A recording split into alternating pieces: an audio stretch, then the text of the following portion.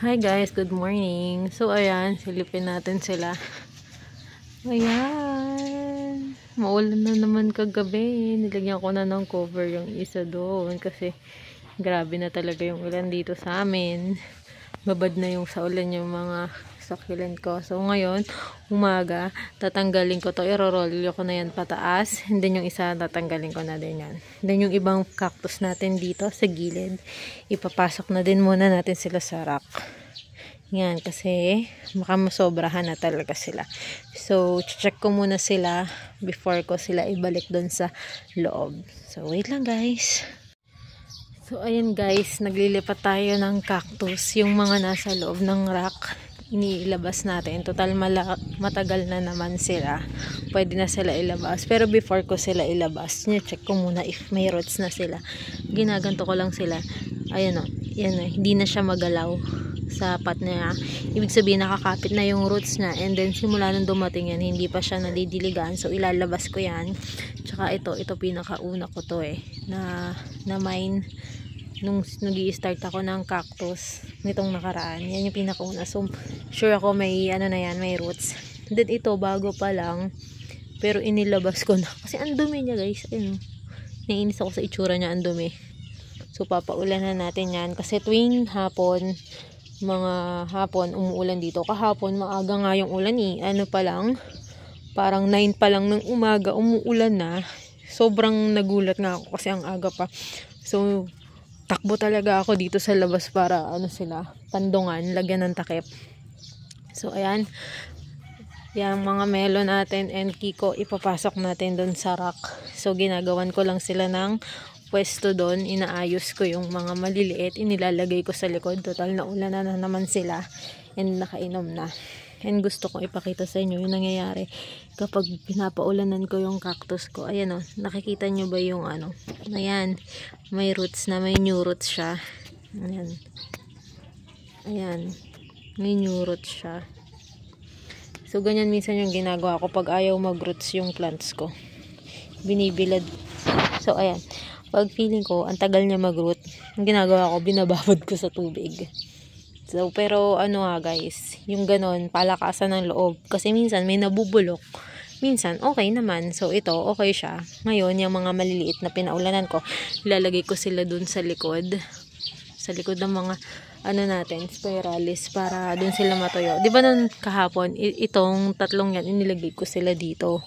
Pero kasi nung uulan na, ipinasok ko ulit kasi busog na busog pa sila. Baka mangyari din sa kanila yung nangyari kay Peruvian apple, yung nabulok yung ilalim. So pinasok ko sila. Guys, natatakot ako mabulok yung tatlong yan kasi ang mahal. So ayan, ayusin muna ulit natin itong maliliit. Lalagay ko lang doon sa likod para may space yung mga malalaki ko na cactus na ipapasok dito. And guys, ayan pala, hindi ko na-explain sa inyo yung mga propagation ko dyan ng white ghost na lactea, inilabas ko na. Ayan, papaulanan ko na sila and papaarawan muna para gumanda yung color nila. So ayan, yung may ilan tayong succulent dito nagkakaroon ng fungus. Ayusin natin to. Ay nako, ang dami talagang gawain kapag tag-ulan sa garden. Ang hirap kapag tag-ulan. Yan yung yan yung nahihirapan ako. Lalo na yung garden ko is naka-ROS. Pero lang, sige lang. After nito, pag naka-recover sila, makikita mo super ganda sila. And worth it lahat ng paghihirap mo sa paglalabas at pagpapasok, pagtakbo, kasi papandungan sila. Ayan, pag-i-spray ng mga fungicide para makasurvive sila. Pag nakasurvive sila sa tag-ulan, grabe yung feeling, fulfilling talaga. I-congratulate mo sila. Ito baka ipasok ko na din to si Mang Castigo kasi nasusobrahan na siya. Ayan, so ayan, unti-unti natin sila ipasok. Yung inilagay ko ditong string of pearls na na siya, na overwater. Ayan, ko hindi ko alam, baka ma-overwater na din to, pero may propagation ako nito dun sa sa potting area ko. Ay, sana wag kayanin nila. Nasa pa lang tayo, nasa July pa lang tayo guys. Hanggang October yung tag-ulan natin. Oh my God. Kayanin nyo guys. Ayan. So far, di ba nag-stop ako guys bumili ng succulent? Itong nakaraan, di ko napigilan. Nagmay na naman ako. Ay, naku. Kailan naman tag-ulan. Ang kulit-kulit. So, ayan. Ayusin ko na ulit, guys. So, yun guys. Naayos ko na. Pinasok ko muna si old man dyan kasi ilang araw na siyang nauulanan and bago pa lang siya. And then, ito. Yung bago natin. Yung Procera natin. Okay na siya dyan, guys. Kapit na siya. Pero, ililipat natin siya. Ilalagay ko siya doon sa pot na yon. Tatanggalin ko yung gym, no? Para maganda yung pot niya. And then, kapag kumapit na ulit doon sa terracotta pot na yon, ikakat natin yan para mag-branch. And then, nilagay ko dito yung ibang succulent na nando doon sa rain or shine. Na ilang araw na ding nauulanan. And then, ayan, andyan pa iba. So, yung mga gym, no? Sila ngayon yung pauulanan ko. Ayan.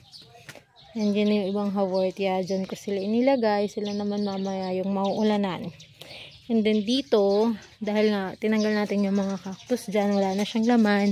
Mamaya kapag uulan na, ilalagay natin dyan yung, ayan, yung mga crested natin.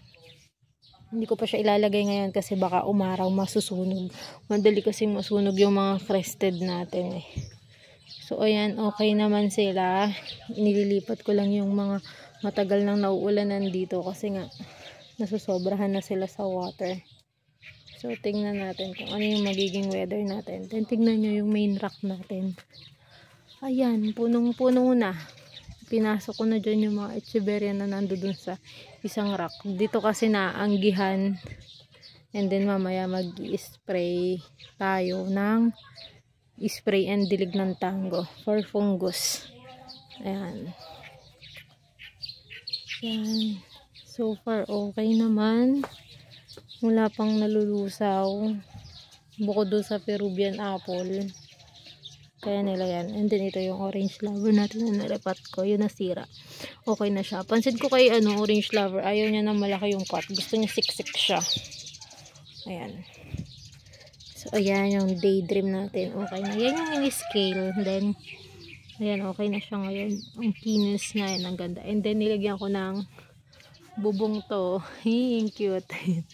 Nilagyan ko muna siya ng bubong. Yan, para hindi siya basang-basa kapag umuulan. Ayan.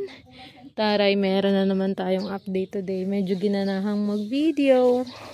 Ayan, wawalisin natin yan. Ayan, yung mga itatanim ko. Mga basura ko dyan. Ayan, oh.